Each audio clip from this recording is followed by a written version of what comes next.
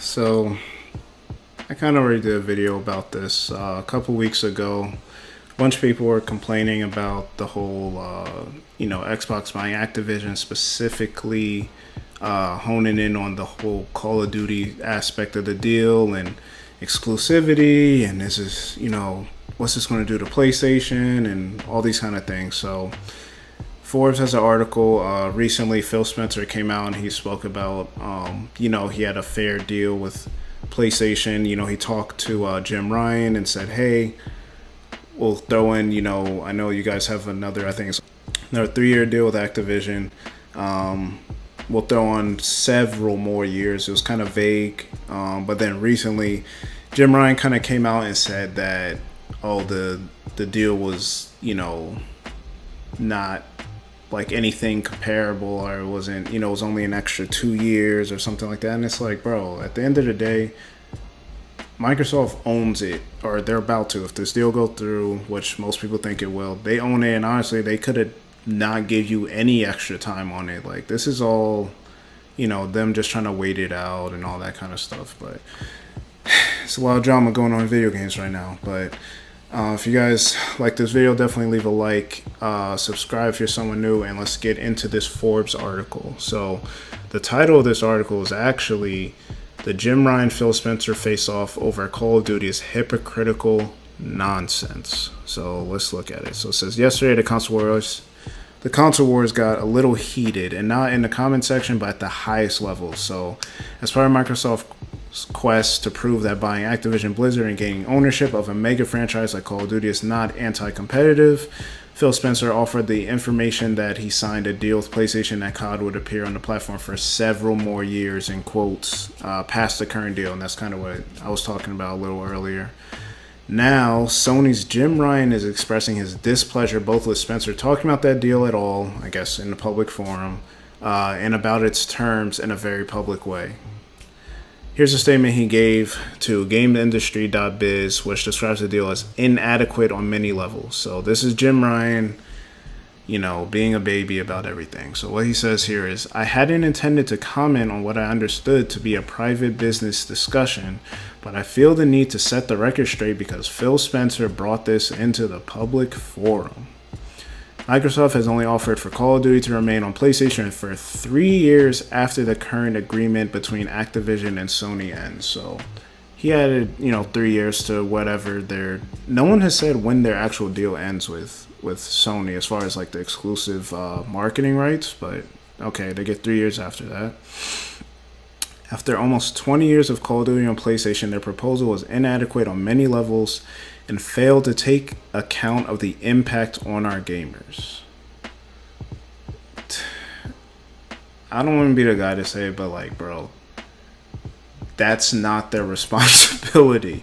Why would they care about how it affects your gamers? If anything, they want it to affect them so that they can then come over to Xbox or buy it on Xbox. That makes no sense.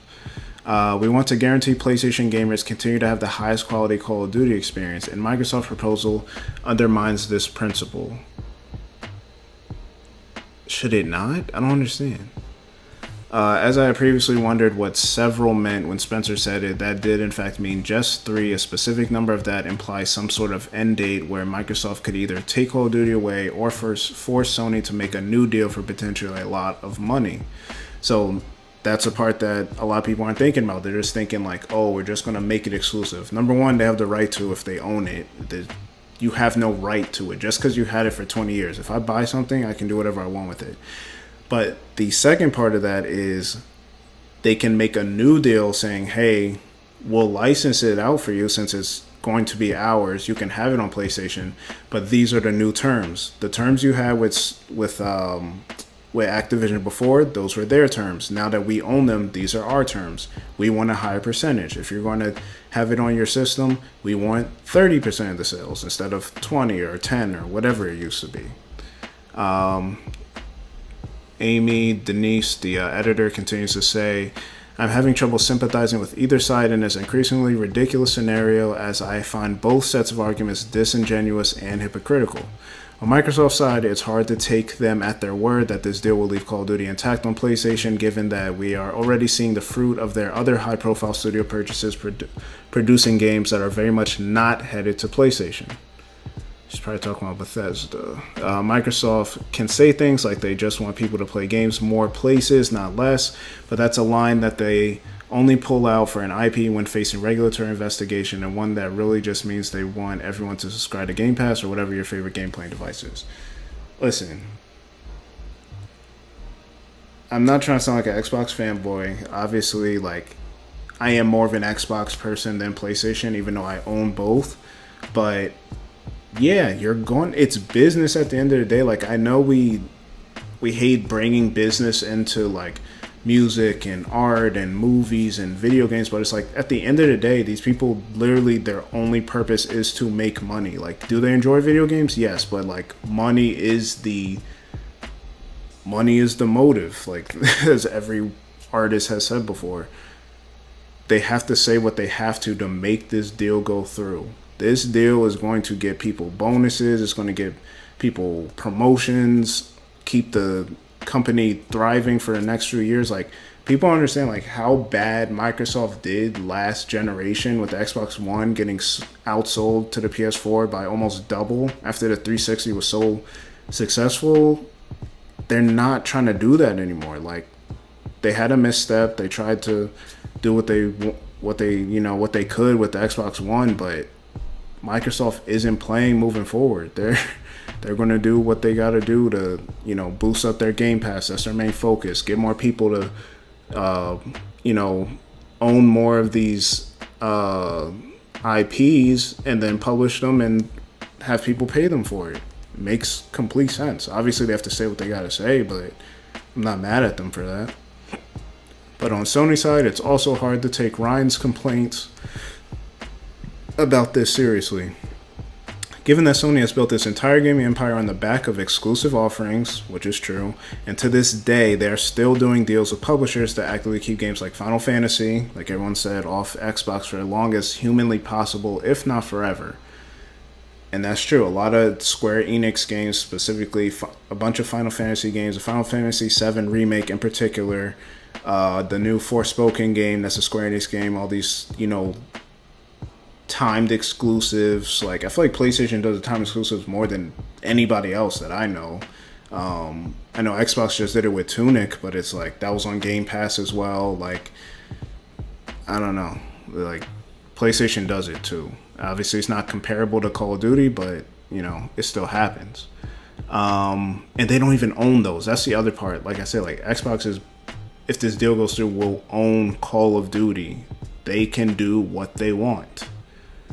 I also take issue with the arguments being made against the Microsoft deal being mostly based around protecting Sony's dominance in the console space, especially that they are entering our second generation of PlayStation, outselling Xbox almost 2-1. Exactly. It's like you can't cry wolf and be like, oh, we won't be able to be competitive and this and the third. And it's like, bro, you sell double the amount of consoles. Like, people that are in PlayStation, they're going to stay with PlayStation most likely. If not, they'll buy multiple consoles. But it's like they're making it sound like as much as Call of Duty sells, it's not like that's going to make everyone just not buy a PlayStation anymore. That doesn't make sense.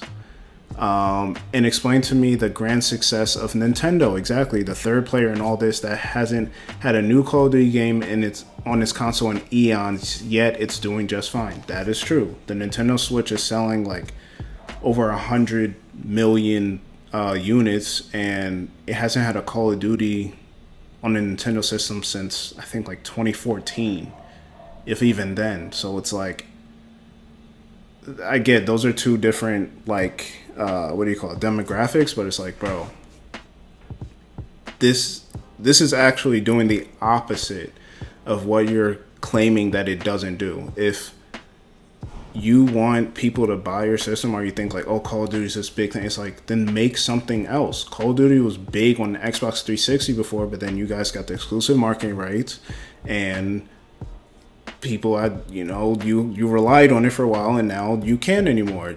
That should push you to then make a new game, a new first-person shooter. Like, you don't have to rely on Call of Duty. We seen the success of Super Smash Brothers, right? Then we start getting a bunch of clones of it. 3D All Stars, your game specifically, 3D All Stars, or PlayStation All Stars, not 3D All Stars. What's it called? I think Nickelodeon made a version of it. We just got multiverses. It's like 20 million people done played it. Like, it's possible to make a game. Like, Super Smash Bros. Is very dominant, but it's like there's still room to make similar games. This should push you to make something else. The amount of people that have said Call of Duty is the same every single year.